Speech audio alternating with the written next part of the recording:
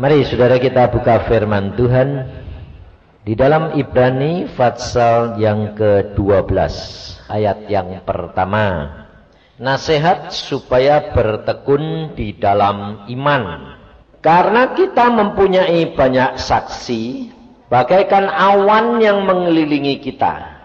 Marilah kita menanggalkan semua beban dan dosa yang begitu merintangi kita, dan berlomba dengan tekun dalam perlombaan yang diwajibkan bagi kita.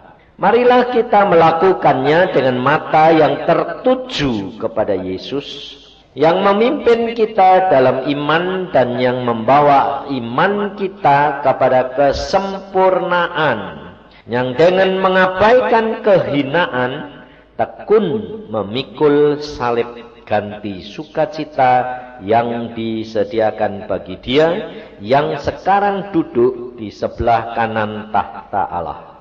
Ingatlah selalu akan Dia yang tekun mendanggung bantahan yang sehebat itu terhadap dirinya dari pihak orang-orang berdosa, supaya jangan kamu menjadi lemah dan putus asa. Dalam pergumulan kamu melawan dosa, kamu belum sampai mencucurkan darah. Dan sudah lupakah kamu akan nasihat yang berbicara kepada kamu seperti kepada anak-anak? Hai anakku, janganlah anggap enteng didikan Tuhan. Dan janganlah putus asa apabila engkau diperingatkannya. Karena Tuhan menghajar orang yang dikasihinya, dan Ia menyesah orang yang diakuinya sebagai anak. Sampai di sini saudara. Saudara, kita kerap kali menjadi orang Kristen belum dapat melepaskan diri dari cara berpikir kita di dalam dunia ini. Sebabnya apa saudara? Sebab kita dilahirkan di dalam dunia ini dari kecil sudah mulai dididik untuk pakai akal. Contohnya orang-orang tua ini saudara. Kalau didik anaknya itu selalu dikatakan enggak, jadi pinter. Loh, ya dah? Supaya belajar jadi pinter. Lalu diikuti dengan apa? Jadi pinter supaya jadi dokter. Jadi pinter supaya jadi kaya. Pasti toh? Selalu diikutinya jadi belajar, jadi pinter supaya kaya. Betul enggak? Jadi dari kecil anak ini sudah ditanam terus supaya jadi kaya, jadi kaya. Jadi kalau gede ini jadi mata duiten salah siapa? Ini loh saudara. Kerap kali kita itu tidak sadar bahwa sebetulnya yang kita tanam dari anak-anak dari kecil itu adalah racun-racun yang membawa anak-anak ini akhirnya keracunan yang parah luar biasa. Nah, sehingga setelah dia menjadi orang Kristen tidak bisa berubah, saudara. Sehingga yang diapalin ayat apa? Aku datang untuk memberikan domba-dombaku hidup berkelimpahan. Jadi selalu yang dibayangin selalu yang kelimpahan. Padahal saudara itu perhatikan, iman kekristenan itu tidak bisa dilepaskan dengan penderitaan, saudara. Dan iman tanpa penderitaan tidak akan dapat menjadi sempurna. Ngerti enggak? Nah, kita punya bayangan anak-anak sudah ditanami semua itu mewah, berkelimpahan, kaya. Sehingga anak-anak ini tidak mempunyai iman yang kokoh, saudara. Sehingga kalau ada penderitaan sedikit, lalu ngomongnya bagaimana? Loh Tuhan, loh, ya kan? Lalu mulai menilai Tuhan, ngakimi Tuhan, nyalain Tuhan, dan akhirnya kecewa, saudara. Padahal Tuhan itu mengajar kita bahwa iman itu harus disertai dengan penderitaan. Karena justru melalui penderitaan, saudara ini nanti dapat menikmati kemuliaan. Loh, Tuhan Yesus, ayat yang kita baca tadi, Tuhan Yesus duduk sekarang di tahta Allah. Sebetulnya sebelum dia menikmati kesukacitaan, dia membayar dengan penderitaan. Nah, lalu saudara jadi orang Kristen, lalu saudara ngomongnya apa? Kan sudah dibayar Tuhan, betul enggak? Lalu saudara mintanya apa? Gratisan. Padahal saudara ingat enggak? Kalau Yohanes 3:16 bilang apa? Karena begitu besar kasih Allah sehingga dikaruniakan anaknya yang tunggal supaya barang siapa yang percaya mendapat hidup yang kekal. Tapi kalau 1 Yohanes 3:16 bilang apa? Nah, ya tak enggak ingat. Yang diingat-ingat mesti Yohanes 3:16. Sebab itu yang nah, Yesus mati buat saya. Kamu mati buat orang lain mau enggak? Nah, itu enggak diingat. Padahal saudara dan saya harusnya ingat 1 Yohanes 3:16. Satunya itu saudara bilang I. 1 toh? I. Loh, 1 Yohanes 3:16. Jadi kalau Yohanes 3:16 buat Tuhan Yesus yang harus mati, yang 1 Yohanes 3:16 buat saudara dan saya. Coba cari 1 Yohanes 3 bilang apa? Kita harus belajar saudara supaya benar-benar kita bisa nikmati. Kalau enggak rugi kamu. 1 Yohanes 3:16 bilang apa? Demikianlah kita ketahui kasih Kristus, yaitu bahwa ia telah menyerahkan nyawanya untuk kita. Jadi kita pun wajib. Loh, wajib untuk apa? Menyerahkan nyawa kita untuk saudara-saudara kita. Ngerti enggak? Itu diingat-ingat. Yang wajib itu yang diingat. Yang enggak wajib kok diingat-ingat. Yang selalu yang enak-enak yang diingat. Ayat-ayat diapali itu mesti yang enak-enak. Makanya orang Kristen itu kali kecewa, saudara. Padahal setiap firman Tuhan yang ditulis di sini itu ya dan amin. Luar biasa Tuhan itu. Kalau saudara dan saya mengikuti firman Tuhan, saudara akan benar-benar menikmati. Sebab pada waktu saya dipanggil Tuhan, pada waktu saya umur 12 itu saya bilang gini, Tuhan menemui saya sendiri, makanya banyak orang tidak percaya. Makanya saya bilang, manusia itu tidak bisa lepas dari apa yang dilihat dan apa yang didengar. Padahal sebetulnya saudara, Tuhan itu luar biasa. Pada waktu itu saya ditemui Tuhan, Tuhan berkata begini, ikut aku jadi hambaku. Nah, lalu saya bilang, jadi orang Kristen tuh lihat tuh, saya bilang, engkongku tuh pendeta, tapi hidupnya ya kayak gitu. Omku itu ya pengkhotbah, tapi hidupnya ya kayak gitu. Jadi orang Kristen tuh munafik, saya bilang. Kenapa saudara? Karena mereka itu bisa ngajar, bisa menjadi pendeta, tapi tidak melakukan. Cuma sekedar memberitakan, tapi tidak menjadi saksi. Saudara ini terus terang jadi orang Kristen, kepengen masuk surga apa enggak? Kepengen? Masuk surga itu tidak sekedar cuma masuk saudara. Di surga itu ada tingkatannya, jangan dikira sama rata sama rasa. Itu komunis. Di surga itu ada tingkatannya saudara. Nah, pada waktu seorang hamba Tuhan dibawa ke surga, di sini dikatakan saudara di dalam ayat Ibrani 12 tadi ayat yang pertama, karena kita mempunyai banyak saksi bagaikan awan yang mengelilingi kita. Nah, kita mempunyai banyak saksi bagaikan awan yang mengelilingi kita. Saudara, kita itu jangan enak-enak.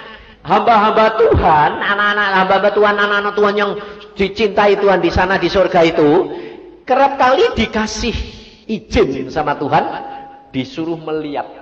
Saya pernah dibawa ke sana, lalu saya ketemu dengan Tuhan Yesus, itu awan ditutup, saudara. Tutupnya itu awan. Awan itu kalau dibuka kayak guntur itu. Makanya saya kalau dengar guntur gluduk-gluduk, saya ingat, oh awannya dibuka. Itu kalau awan itu dibuka, saudara, orang yang di surga itu bisa lihat di dunia. Dan kerap kali yang dilihat itu adalah anak-anak Tuhan, hamba-hamba Tuhan yang berjuang untuk Tuhan. Jadi tidak dosa, tidak naik klub, itu tidak dilihat. Itu dosa, tidak dilihat di sana, nanti orangnya yang di surga ya susah. Di surga tidak ada susah, saudara.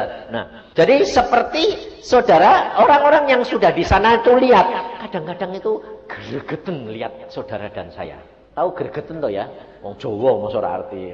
Nah, contohnya kayak gini gregetene itu. Seperti saudara tuh lihat TV. Ada detektif di sana. Detektifnya sedang gini-gini, sing sebelah sana mau mukul di pinggir di belakang. Kira-kira saudara kerap kali turut-turut ngasih tahu enggak? Awas, gitu enggak? Gregeten enggak? Kepinginnya mau kasih tahu toh, supaya jangan sampai gegebuk toh ya. Nah, itu di surga sama di sini hampir sama dengan itu, saudara. Jadi dia lihat saudara ini, wah kamu ini kok loh, tapi dia tidak bisa apa-apa. Wong dia sudah bagiannya sudah selesai. Tapi dia bilang, aduh, kamu ini kok kurang berani ngono lho. Lah itu kadang-kadang itu jadi saudara itu di sana itu mereka tuh berdoa buat saudara dan saya. Mereka itu menyaksikan, makanya saudara itu sadar. Jadi kalau kamu jadi anak Tuhan itu lalu jadi pelaku firman, lalu kamu mau berbuat dosa, lalu kamu mau mengingkari, kamu mau kecewa, saudara harus ingat, saudara ini ada yang lihat di sana, ditonton saudara. Maka dari itu kita harus benar-benar menyadari. Nah, hamba Tuhan ini pada waktu diajak ke sana, saudara, dia ketemu seorang hamba Tuhan besar. Waktu di Indonesia. Di dunia, dia ini hamba Tuhan yang besar. Besar sungguhan. Sebab apa? Dia mengadakan reformasi, dia mengadakan luar biasa, gede-gede. Kalau khotbah didengerin orang sampai jutaan. Dan gereja-gereja cabangnya di seluruh dunia. Nah, dia pada waktu di sana, dia dibawa Tuhan ke sana. Dia bilang, waduh, ini suasana tingkat 1 saja suasana sudah enaknya luar biasa. Tingkat 1 loh, itu sudah enaknya luar biasa. Nah, jadi hamba Tuhan ini waktu sampai situ, suasananya gini. Memang saya pada waktu diajak sana ya suasananya luar biasa. Makanya saya bilang gini, di surga itu damainya luar biasa, tidak ada di dunia. Sejuknya itu, wah, tak menang AC. Sejuknya itu aneh gitu loh. Tenang, damai, sejahtera, ndak keringetan, ndak panas. Di sini AC itu saya panas kayak gini. Terus terangnya lebih terang dari matahari. Nah, pada waktu dia bilang, waduh luar biasa. Memang luar biasa. Lalu dia bilang, wah di sini enak ya Tuhan. Ya. Terus dia lihat hamba Tuhan yang gede itu. Dia bilang, wah ini kan hamba Tuhan besar yang di dunia itu sangat luar biasa. Jadi hamba Tuhan. Lalu Tuhan bilang, kamu temui sama dia. Ditemui saudara. Ini ketemu sama hamba Tuhan besar ini, dia bilang, wah Pak, saya kagum sama Bapak loh. Waktu Bapak di dunia itu membawa firman lalu luar biasa begini. Lalu kamu saudara tahu apa kata hamba Tuhan yang besar itu? Dia bilang begini, kamu tidak tahu bahwa apa yang saya tempati sekarang ini adalah tingkat 1 yang paling rendah di surga. Kaget dia. Apa Pak? Paling rendah Pak. Loh, Bapak di paling rendah? Iya. Kenapa Pak? Saudara tahu jawabannya dia apa? Karena selama aku di dunia, aku menjadi besar. Tetapi yang saya pikirkan bukan untuk membawa orang kepada Yesus. Tetapi bagaimana supaya menjadi orang terkenal. Jadi aku sekarang di sini, itu karena anugerah Bapa dan Tuhan Yesus. Aku masih diselamatkan. Sebetulnya tempatku itu di mana? Neraka. Kaget dia. Kenapa begitu Pak? Sebab pada waktu di dunia aku tidak melakukan pekerjaan Bapak, tapi aku melakukan pekerjaan untuk diriku sendiri. Saudara tahu? Maka dari itu saudara menjadi orang Kristen, saudara harus sadar. Sadar apa? Yang diperhitungkan oleh Allah itu apa? Yang diperhitungkan oleh Allah. Saudara dan saya menjadi pelaku firman. Pelaku firman. Pelaku firman. Karena Tuhan berkata, penyembah-penyembah yang benar adalah menyembah Bapa dalam roh dan kebenaran. Nah, kebenaran itu apa? Memang firman itu kebenaran. Tetapi yang dimaksud dengan kebenaran adalah engkau membaca firman, engkau melakukan sesuai dengan firman, dan kamu dibenarkan. Itu saudara benar. Saudara ngalami firman. Jadi jangan cuma sekedar ayat itu firman Tuhan itu kebenaran. Itu memang kebenaran. Tetapi itu belum menjadi sempurna. Iman tanpa perbuatan itu kosong, mati. Itu menjadi sempurna kalau firman itu engkau alami. Dan untuk ngalami, saudara harus bayar dengan apa? Iman dan penderitaan. Tanpa penderitaan tidak bisa. Umpamanya contohnya, firman Tuhan berkata, kalau engkau percaya kepadaku, jangan takut. Kau sakit disembuhkan. Nah, kalau kamu percaya kepadaku, kamu akan melihat mujizat dan kuasa Tuhan dinyatakan. Nah, firman Tuhan itu ya dan amin enggak? Amin enggak? Nah, kamu ngalami enggak?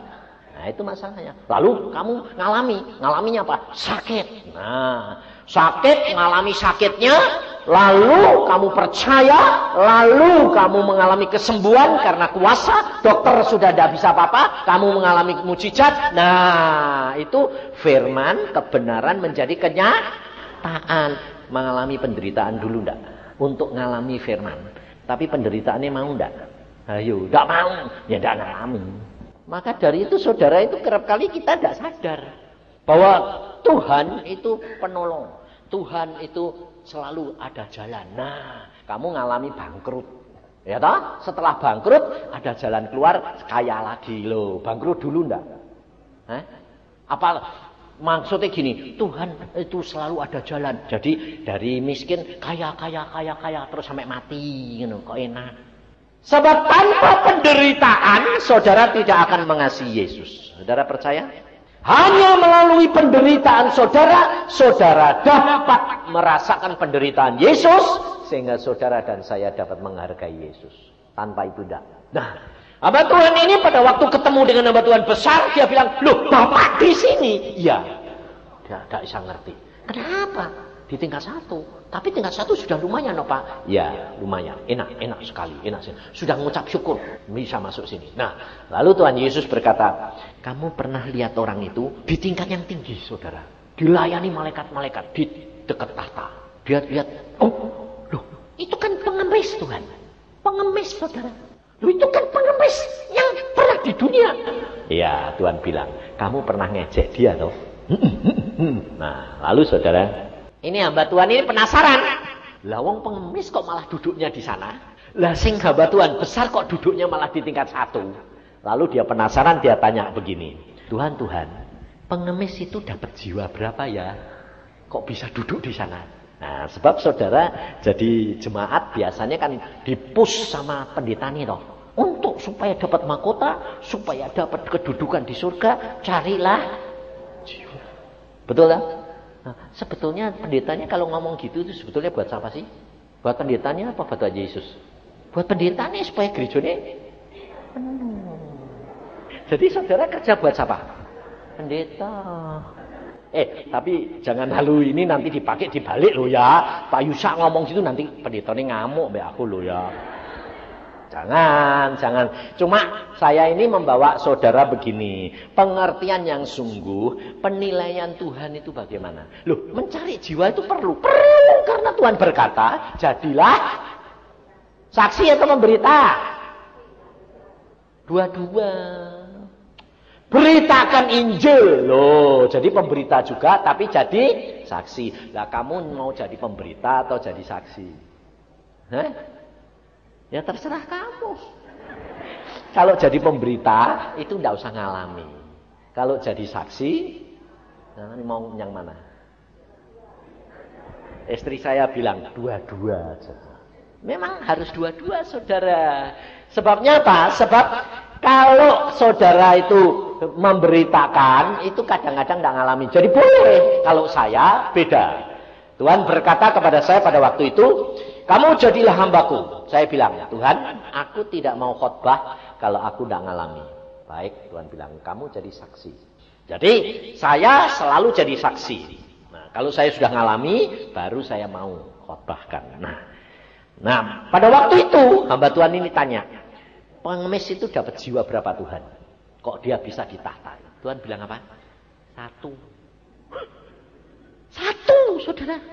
Berapa Tuhan? 1. Hamba Tuhan besar itu dapat berapa? Ratusan ribu jiwa. Ratusan ribu tinggalnya di sini. Itu 1 tinggalnya di atas. Kok bisa begitu Tuhan? Loh, yang dihitung itu bukan kamu dapat berapa. Nah, hitungannya gini Tuhan bilang. Hamba Tuhan itu harusnya bisa mendapatkan 1 juta. Tapi dia cuma dapat ratusan ribu. Pengemis itu jatahnya cuma dapat 1. Dia dapat 1. Jadi besar mana? Besarnya yang 1 apa besarnya yang ratusan ribu? Nah, besarnya 1. Karena dia dapat karunia menyelamatkan orang cuma 1, dapatnya 1. Sing pendeta itu punya karunia menyelamatkan orang, membawa jiwa-jiwa kepada Tuhan 1 juta, dapatnya cuma ratusan ribu. Nah, dapatnya juga sedikit. Lalu Dia berkata begini, hitungannya bagaimana sih Tuhan? Lalu Tuhan berkata, yang diberi sedikit dituntut sedikit, yang diberi banyak dituntut. Lah kamu diberi sedikit apa banyak? Kamu mesti ngomongin gini, enggak tahu Pak. Saya dikasih berapa? Enggak tahu, betul tak? Enggak tahu toh? Nah, tapi kepengennya banyak atau sedikit? Banyak. Lah, kamu kepengen banyak, kalau nanti tidak dapat banyak, akan rugi. Nah, maka dari itu saudara, setiap orang itu punya karunia sendiri-sendiri, tidak sama. Maka dari itu, saudara lakukan bagianmu. Tapi semua itu adalah anugerah Tuhan. Nah, lalu Tuhan Yesus ngomong lagi sama orang ini. Pengemis itu kamu tahu, dia mati syahid loh. Pendeta itu tidak mati syahid, matinya dalam kemakmuran. Tapi dia mati syahid. Lalu dia tanya, dia mati syahid Tuhan? Ya, mati syahid. Bagaimana caranya mati? Caranya mati begini. Karena dia itu orang miskin, musim salju, dia sendiri kedinginan, tidak punya rumah. Dia rumahnya dari kerdus. Dia lalu dapat lihat satu orang pemabuk, itu kedinginan juga. Lalu dia ambil dia kekepin sama dia supaya dingin, diinjilin. Sambil begitu diinjilin terus, diinjilin sampai akhirnya bertobat, terima Yesus, mati, dapat 1 jiwa toh. Terus habis itu karena dia sendiri kedinginan, akhirnya mati juga. Dia itu mati syahid. Di dalam 1 Yohanes 3:16 bilang apa?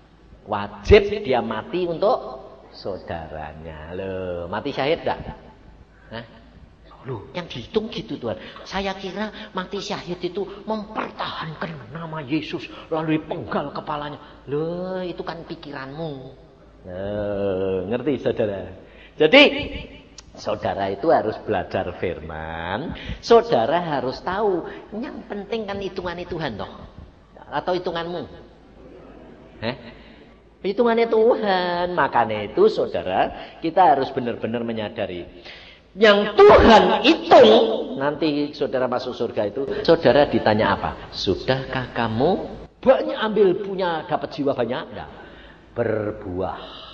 Buah-buah roh itu adalah hasil pelaku-pelaku firman. Kebenaran. Maka dari itu, yang diperhitungkan Tuhan, saudara harus perhatikan. Sebab kalau tidak, saudara tidak dapat apa-apa, saudara. Jangan saudara kira bahwa engkau sudah membawa berapa jiwa, lalu saudara merasa safe. Makanya seperti yang saya katakan itu, ada hamba Tuhan yang sudah merasa berjasa, jemaatnya 3.000, lalu mati. Tuhan berkata, malaikat berkata, hei pendeta mau kemana? Mau ke surga, mau apa? Mau ketemu Tuhan Yesus, mau apa? Mau melaporkan apa yang aku sudah lakukan di dalam dunia. Pintu surga tidak buka buat kamu pendeta. Kok apalagi masuk tingkat 1, pintu ini buka enggak. Makanya hati-hati saudara. Kita harus menjadi pelaku firman. Kita harus mempunyai iman. Iman itu harus dibayar dengan penderitaan. Karena imanmu, kau akan sampai. Dan penderitaan itu macam-macam. Umpamanya salah satu contoh. Orang miskin ini, dia kan tidak punya apa-apa, saudara. Dia tidak punya apa-apa. Dia kalau sudah tidak punya apa-apa, ada kelaparan, kepengennya apa? Nyuri, betul tidak? Kepengen nyuri. Tapi Alkitab bilang apa? Jangan mencuri. Nah, Alkitab berkata jangan mencuri, tapi perut lapar dia kepengen mencuri. Tapi karena kebiasaan dia dulu mencuri, setelah bertobat dia tidak mencuri, itu diperhitungkan Tuhan. Karena dia menjadi pelaku firman. Dan pada waktu dia tidak mencuri, dia kelaparan tidak? Menderita tidak? Menderita. Tapi dia berkata, mati sekalipun aku tidak akan mencuri. Itu diperhitungkan Tuhan. Lebih daripada kalau saudara begini.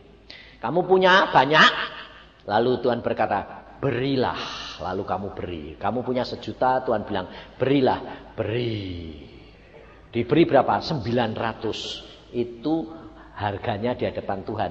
Lebih penting yang tidak nyuri, yang tidak punya apa-apa daripada kamu yang memberi 900.000. Ngerti saudara?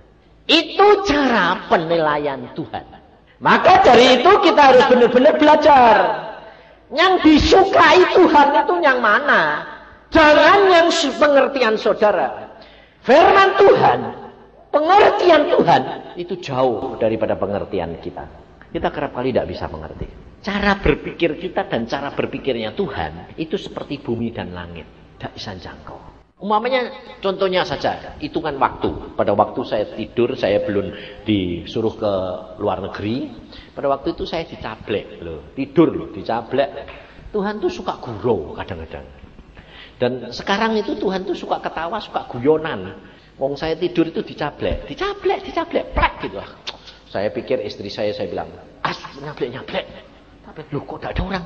Teriak-teriak sama dia. Yang apa? Kamu tadi masuk kamar? Enggak. Bisa nyablek siapa? Wah pas itu. Ini aku. Kok dia diem aja. Setelah saya cari-cari istri saya bilang, yang nyablek siapa? Kamu tadi masuk kamar? Enggak. Setelah masuk lagi saya bayang, Tuhan yang nyablek tadi kamu. Kok baru ngomong? Loh kok lucu. Lah kok tidak mau dari tadi ngomong, aku sing nyablek. Lucu. Pengalaman ini sama dengan seperti apa? Samuel. Pada waktu Samuel tidur, masih kecil, dipanggil sama Tuhan. Samuel tidak ngerti loh. Lalu Samuel pergi ke tempat engkong Eli. Dia bilang, Pak, Bapak manggil saya. Ndak, tidur lagi loh. Ya toh? Tidur lagi, dipanggil lagi. Samuel, pergi lagi loh. Tanya lagi, Pak, ada apa? Ndak, tidur lagi. Aneh ndak? Ngerti? Caranya Tuhan itu aneh ndak? Makanya saudara itu kalau baca Alkitab, jangan cuma sekedar baca. Loh. Saudara tempatkan, oh Samuel dipanggil. Samuel. Tak tahu, pergi. Bilang enggak, tidur lagi. Baru dipanggil. Samuel. Dia panggil lagi. Enggak. Tapi Tuhan ini enggak pernah ngomong, ini aku. Enggak. Tuhan tuh memang suka gitu. Pergi, kue enggak tahu ya enggak apa-apa. Balik lagi tidur. Tak panggil lagi. Saya ngalami sendiri. Waktu saya sudah menikah, anak saya satu juga jam 2 malam. Dipanggil, teriaknya seluruh ruangan. Dengar. Nama saya dulu bukan Yusa, belum, masih Congsin. Nah, Tuhan itu manggilnya ya Congsin. Jadi jangan kaget kalau saudara itu ganti nama sekarang nanti itu panggil. Tuhan itu aneh. Dipanggil Congsin, suaranya keras sekali. Sampai saya bilang, wah kita pikir ada orang di luar. Saya lari, tidak ada orang, mau jam 2 ya. Seperti ini kayak gini. Tak pikir, ya wes tidur lagi. Oh cuma aku ngimpi mungkin aku tidur. Baru mau tidur saudara, teriak lagi, Congsin. Wah siapa ini? Gak ada lagi. Terus saya ingat Samuel dipanggil. Saya berlutut, Tuhan engkau manggil. Saya tanya, Tuhan engkau manggil. Baru dia ngomong, ya loh. Nah kok gak mau dari tadi ngomong toh ya. Kok leren aku lari-lari cari-cari. Tuhan bilang, kalau enggak gitu, kamu nanti enggak ngalamin, enggak kenal aku. Saudara. Nah, pada waktu itu, Tuhan berkata begini, ingat janjimu. Loh, janji saya berapa? Berapa puluh tahun. Pada waktu dia umur 17, itu waktu saya dipanggil 3 kali seperti Samuel. Itu umur, saya sudah menikah, umur 31, punya anak 1. 32. Jadi kira-kira 15 tahun janji saya sama dia. Ingat saudara. Dia pada waktu itu ingat. Ya Tuhan kau panggil aku ya. Ingat janjimu. Bayangin saudara. Lah aku ya lupa toh ya. Wong 15 tahun loh. Aku bilang janji yang mana? Janji ini mesti banyak kan. Ya toh kamu ya janji ini banyak toh sama Tuhan ya. Mesti banyak. Meneh sudah mulai kecepet, sakit, bangkrut. Ya Tuhan nanti kalau pasti lupa nanti. Tapi ingat Tuhan tidak pernah lupa. Pada waktu itu 15 tahun yang lalu saya itu janji gini. Karena saya sedang kuliah, saya mau ujian, saya dengar suara ini saudara. Kekasihmu mati, pulang. Kekasihmu pulang. Aku bilang, Tuhan aku tak ujian dulu lah. Itu urusan nanti ya. Bilang gitu. Setelah saya ujian, saya tanya, Tuhan engkau ngomong tadi kekasihku pulang itu apa? Kamu sekarang pulang ke Semarang, kekasihmu harus pulang. Jangan gitu dong Tuhan. Aku bilang gitu. Long belum kawin kok sudah bawa ambil. Nanti aku tuh enggak kawin. Kamu sebaiknya enggak kawin. Loh, kamu tuh tahu loh saya bilang. Aku ini mata keranjang. Aku enggak kawin nanti jadi hambamu punya kekasih banyak kan enggak lucu saya bilang. Lalu Tuhan bilang, lah terus maumu apa? Biarkan aku kawin dulu, punya anak satu. Kalau sudah nanti engkau mau ambillah. Sebabnya apa? Sudah pernah ngalami kawin. Loh, itu janji saya, saudara. Sebabnya apa? Mau jadi hamba Tuhan, kalau belum pernah kawin punya istri, itu belum pernah tahu, orang kawin itu ternyata kok susah. Betul toh? Orang kawin itu susah apa seneng? Ya ono senenge, ono susah itu ya. Banyak susah atau banyak senenge? Yang belum kawin bilangnya, ya ada susah, lebih baik kawin toh Pak. Sudah kawin banyak susahnya daripada senenge. Kenapa? Karena sifat dua orang dijadikan satu, susah sekali saudara. Tapi kalau kamu kawin, Yesus yang gandeng kamu, saya digandeng Yesus, istri saya digandeng Yesus, jadi Yesusnya tiga, Yesusnya gandeng kanan kiri, itu bahagia saudara. Tapi kalau kamu gandengan dewek, Yesusnya tidak gandeng kamu sama istri, saya setengah mati. Kamu jangan kira, saya ini jodoh sama istri saya itu dipilih Tuhan. Belum kenal, belum pernah lihat. Dalam mimpi sudah dilihatkan. Ada perempuan jalan ini. Waktu saya lihat itu, aku bilang gini, perempuan kok kurus kering tipis gitu. Sebab dia tingginya 156, beratnya cuma 37. Dulu. Jadi pada waktu jalan ini gitu, saya lihat, perempuan kurus tipis gitu kok. Lalu Tuhan bilang, itu jodohmu.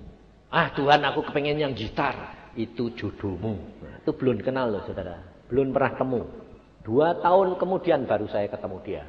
Ketemu pun tidak bakal kenal. Jadi saudara jangan kira kalau saudara itu dikasih penglihatan sama Tuhan itu terus dong. Nanti kalau ketemu itu saya ingat. Dah. Tuhan kalau memberikan satu penglihatan, Tuhan itu punya sesuatu yang istimewa dan itu yang tidak bisa lupa. Saya pada waktu dikasih tahu istri saya itu, saya tidak tahu, sudah kumpul sama dia. Saya ketua kelas, dia wakil ketua kelas. Setahun, tidak tahu kalau dia jodoh saya. Padahal 2 tahun sebelumnya sudah diberitahu bahwa dia jodoh saya. Taunya bagaimana? Spesifiknya jalannya dia. Jadi dia kalau jalan cepat, wah itu. Lalu jentit-jentit kayak kuda gitu. Lah aku punya spesifik itu. Lah selama setahun belum pernah dia jalan cepat. Jadi tidak pernah ketahuan kalau dia bakal istri saya. Pada akhir tahun dia mau ngambil kapur cepet-cepet, pakai roknya persis 2 tahun yang lalu warnanya, pakai ekor kuda persis pada waktu saya lihat dia jalan. Ini baru saya tahu. Lah, tiang. Jadi saudara kalau dapat penglihatan sama Tuhan, janji sama Tuhan, tidak usah kamu bayangin, terus pikirin, terus cari gitu, tidak bakal ketemu. Sebab Tuhan itu punya spesial. Spesialnya apa? Perhatiin di dalam Amsal, coba. Supaya saudara itu tahu bahwa firman Tuhan itu semua ya dan amin.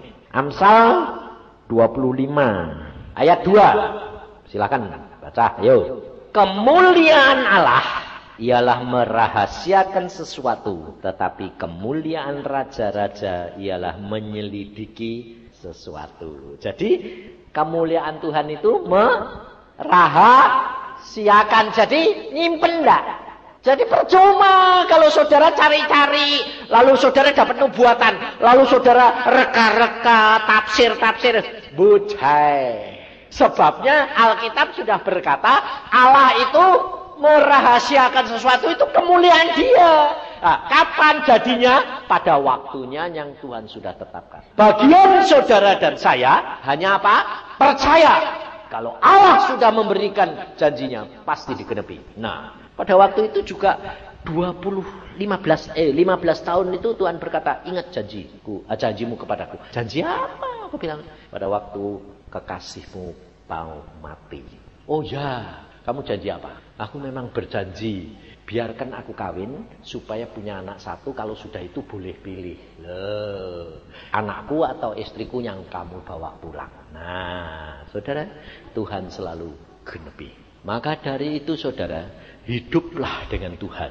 Melalui firman-Nya, baca, lakukan saja. Saudara harus berjuang. Berjuang dengan apa? Satu penderitaan yang saudara dan saya harus alami. Di dalam ayat ini, di ayat Ibrani 12 ayat pertama, karena kita mempunyai banyak saksi bagaikan awan yang mengelilingi kita, marilah kita menanggalkan semua beban dan dosa yang begitu merintangi kita. Jadi, kita harus menanggalkan dosa, beban dosa ini yang merintangi. Jadi apa? Penyangkalan diri. Ini penderitaan, saudara. Jangan saudara kira ini tidak penderitaan. Watakmu ini loh. Watakmu ini banyak jeleknya atau banyak baiknya? Banyak jeleknya atau? Nah, kalau kejelekan satu saja, lalu diubah karena firman, mamanya bohong, dirubah, itu sudah ada poin khusus. Buah roh itu besar di hadapan Tuhan. Kebenaran itu luar biasa. Maka dari itu saudara, sekarang ini coba perhatikan. Kamu di Indonesia ini banyak pada waktu mau pemilu banyak yang lari toh. Ketakutan toh bakal rame toh. Nyatanya enggak rame toh. Enggak bisa dideteksi zaman sekarang saudara. Yang paling enak apa? Tanya Tuhan. Kalau Tuhan bilang, saya pada waktu pemilu saya bilang, Tuhan ini ribut enggak sih? Tenang aja. Tenang aja, tenang aja. Aku bilang itu. Orang asal tanya, orang di Jakarta tanya gini, Pak, saya pergi ke luar negeri boleh enggak? Saya jawabnya bilang, jangan enggak. Kamu kenapa? Aku mau pergi ke luar negeri. Ngapain? Karena takut ini. Ya pergi yo. Saya jawabannya ya gitu, pergi yo. Loh, enggak apa-apa, Pak. Enggak apa-apa, kamu punya duit toh. Ya pergi yo. Lah kalau dia tanya, ribut Pak enggak? Nah, saya bilang, enggak. Ya toh? Lah kalau enggak ya enggak usah pergi. Lah tapi timbang kamu takut, ya pergi yo. Nah, saya bilang, kalau Pak Yusa pergi enggak? Enggak. Kenapa? Lah Tuhan bilang enggak apa-apa kok. Ya tidak apa-apa, peduli amat. Tahu bilang, katanya mau banjir darah. Memang akan banjir darah kalau anak-anak Tuhan tidak sembahyang.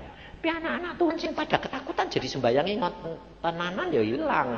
Aku ini tidak apa-apa. Ya tahu, Tuhan selalu ngomongin gini, akan jadi banjir darah kalau anak-anak Tuhan tidak berdoa. Lah tahu gitu anak-anak Tuhan ketakutan tidak? Takut sembayangnya, takut sembayangnya ngotot enggak? Ngotot. Ya jadi banjire darah. Ya wis toh aku bilang gitu. Kenapa pusing-pusing? Wong anak-anak Tuhan dikasih penglihatan gini, bakal banjir darah Pak lah. Kalau bakal banjir darah, Tuhan bilang apa? Sembayang. Nah, pasti do sembayang. Jadi malah enggak jadi. Enggak jadi. Lu kok enggak jadi, Pak? Lah justru karena Tuhan bilang tidak sembahyang banjir darah. Tapi ngomongnya Tuhan tidak gitu. Kalau kamu tidak sembahyang banjir darah, tidak gitu. Bakal banjir darah supaya kamu takut. Takut sembahyang sing banyak. Nah, ngotot. Tuhan itu luar biasa. Kerap kali aku ya gitu. Kerap kali ya diakali be Tuhan. Tapi nurut Tuhan itu paling enak, saudara. Sebab apa yang direncanakan Tuhan itu pasti baik. Contohnya pada waktu itu saya disuruh milih. Sekarang janjimu genepi. Pilih anakmu atau istrimu yang mati. Nah, saya kan jadi bingung. Kalau anaknya sing mati, istri ini nanti susah, ya toh. Nah, bagi saya sebetulnya tidak begitu susah. Nah, mati ya masuk surga kok. Dan bikin lagi ya bisa kok, ya toh. Jadi pikirku, gampang wae, cara berpikir gampang wae lah. Tidak usah susah, lebih baik anaknya. Tapi kalau mamai susah terus ya bujai, ya toh. Saya bilang susah lah. Kalau istri sing mati aku mau kasih bukan anak, repot Tuhan, wis repot weh repot meneh. Aku bilang itu, ndak usah lah aku bilang. Wis gini aja Tuhan, engkau pilih. Menurut engkau yang baik bagaimana? Sebabnya apa? Saya kerap kali ngalami berkali-kali jadi saya jadi pinter gara-gara dia. Sebab kalau saya yang suruh dia milih, kalau dia nanti milih, dia yang tanggung jawab toh. Loh bener toh? Nah, kalau dia yang milih, nah, dia tanggung jawab. Kowe sing tanggung jawab, kowe sing milih. Ayo saya ini urusanmu, ora urusanku. Nah, ya dah. Jadi saya tidak mau rugi. Nah, akhirnya saudara tahu dipilih anak saya yang harus mati. Iin itu. Enggak ada apa-apa, saudara. Saya ngomong sama istri saya, "Yang kamu harus merelakan kamu atau anakmu yang mati." Kok apa gitu? Aku dulu janji gini. Kamu ini kok janji-janji? Lah wong pepet kok pada waktu itu kok. Soalnya apa? Kepepetnya karena dia mati, saudara. Tuhan bilang gini, kekasihmu harus pulang. Aku bilang, jangan pulang dulu dong, Tuhan. Lalu Tuhan berkata apa? Kamu sekarang ngebut ke Semarang. Bangunkan kekasihmu. Saya tidak tahu, saudara. Setelah saya siap-siap, telegram datang. Si Kiat masuk rumah sakit. Sakit keras. Saya tahu, oh mati orang. Langsung saya naik sepeda motor ngebut ke Elizabeth. Langsung ke rumah sakit, saudara. Saya masuk rumah sakit, tantenya nangis di depan kamar. Saya bilang, "Tante, mana si Kiat?" Itu nangis. Tidak tahu kalau dia sudah mati itu aku tidak tahu. Wong aku ya tahu nih ya. Tuhan bilang pergi rumah sakit bangunin ya. Wes aku orangnya gila-gilaan kok. Nah pada waktu itu dia digeledek saudara, digeledek sama suster. Pikirku mau dibawa ke tempat ronsen atau diperiksa. Tidak tahunya sebetulnya digeledek kamar mayat. Nah, aku tidak ngerti. Jadi aku meni mana sih Kiat? Lah susternya geledek keluar. Lah aku digeledek itu ya rata gelem wis mati pada ndak urusan. Aku ketika meni.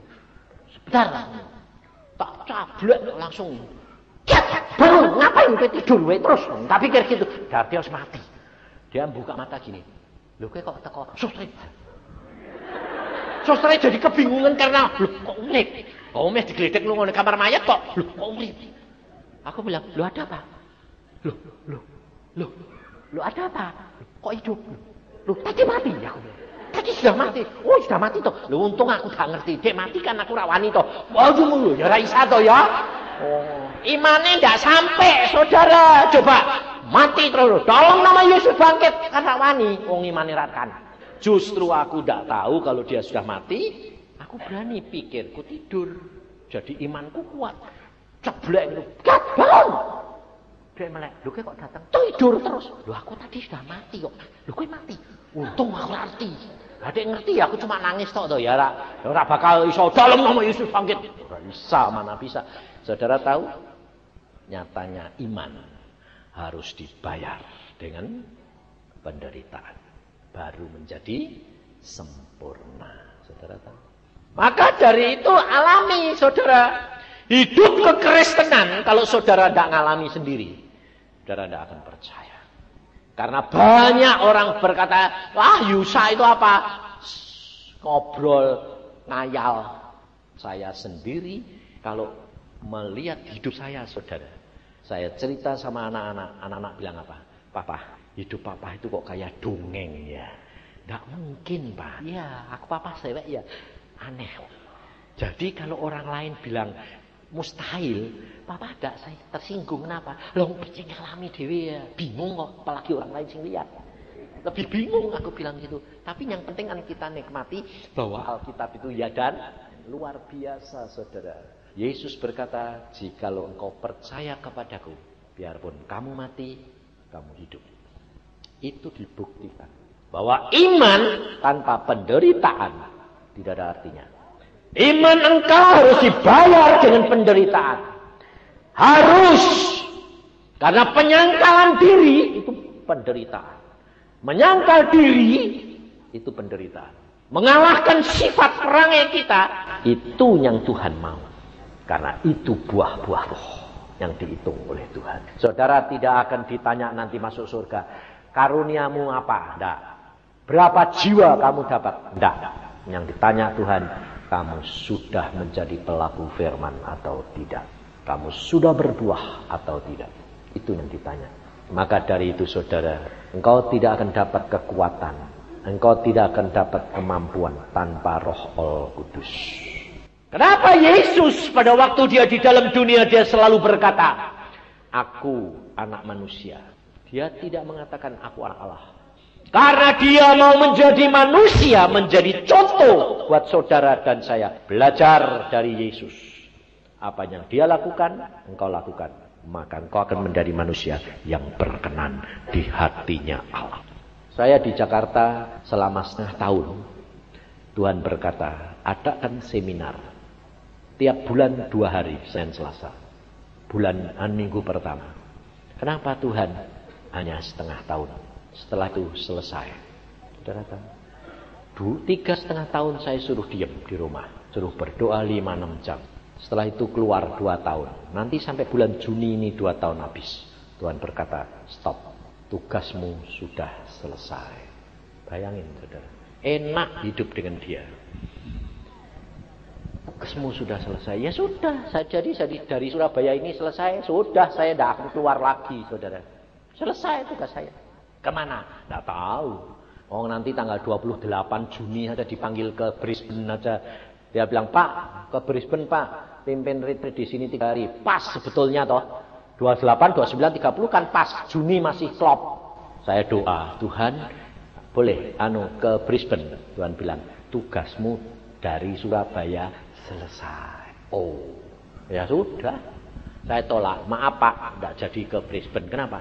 Tugas saya di Surabaya itu terakhir. Selesai. Nah, maka dari itu saudara. Nah, lalu suruh apa? Tidak tahu.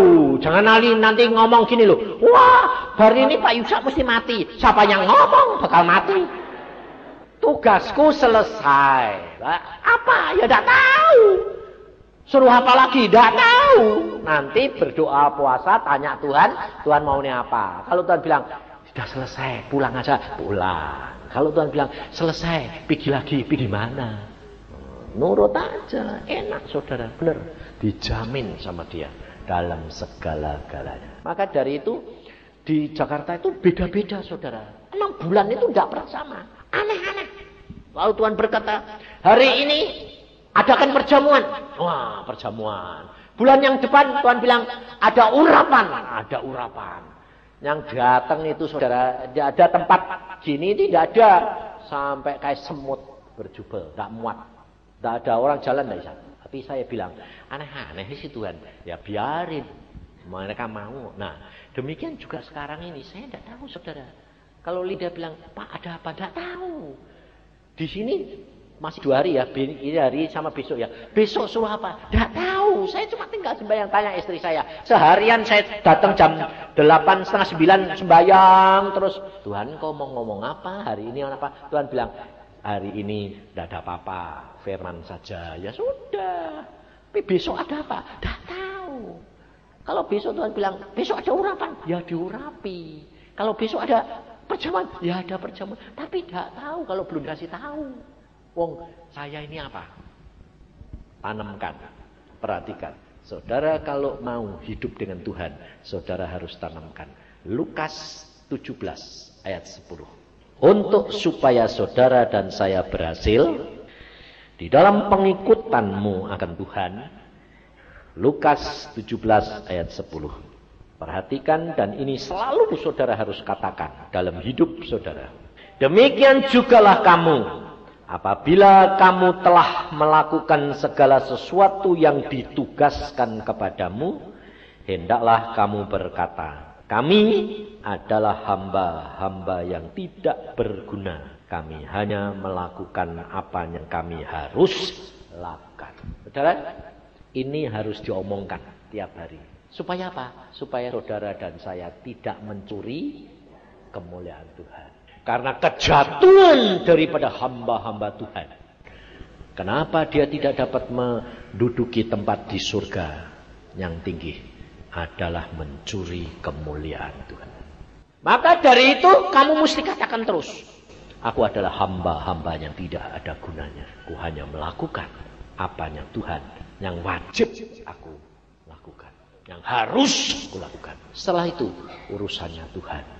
Maka dari itu saudara, hiduplah bersama dengan Tuhan, menjadi pelaku firman yang tamat. Itu nilainya tinggi di hadapan Tuhan daripada ngarang sendiri, selalu apa? Mempunyai target, mempunyai visi yang tinggi, misi yang tinggi, tapi tidak dapat menggenapinya. Dan itu belum tentu kehendak Tuhan. Tapi kalau engkau tanya Tuhan, Tuhan memberikan firman, itu rema, itu lakukan, dan itu pasti terjadi buat engkau dan saya. Amin. Mari kita berdoa. Tuhan, firman-Mu hamba sudah sampaikan. Permulaan hari ini Engkau menghendaki untuk menyiapkan anak-anak-Mu untuk menerima apa yang dia tahu. Dan hamba-Mu hanya menjadi alat-Mu untuk menyampaikan. Besok pagi masih ada, sore masih ada juga di tempat ini. Mau-Mu apa Tuhan? Engkau berfirman dan kami hamba-hamba-Mu melakukan. Karena kami hanya alatmu dan melakukan bagian kami. Engkau sediakan, yang engkau berikan kepada anak-anakmu di tempat ini. Mereka yang datang, engkau yang tahu kebutuhan, keperluan, apa yang akan dihadapi mereka. Kami tidak tahu, tapi engkau tahu. Apa yang diperlukan mereka? Kekuatan, urapan, kuasa, penguasaan diri, maupun yang lain-lain. Engkau yang tahu. Maka dari itu Tuhan, kami hanya menjadi pelaku yang melakukan apa yang menjadi kehendak-Mu. Kami tidak mau lebih dan tidak mau kurang. Semua adalah karya-Mu di dalam hidup kami. Supaya kemuliaan-Mu nyata di dalam tiap-tiap kami. Supaya nyata. Supaya keluarga-keluarga boleh diselamatkan. Kalau ada satu orang diselamatkan.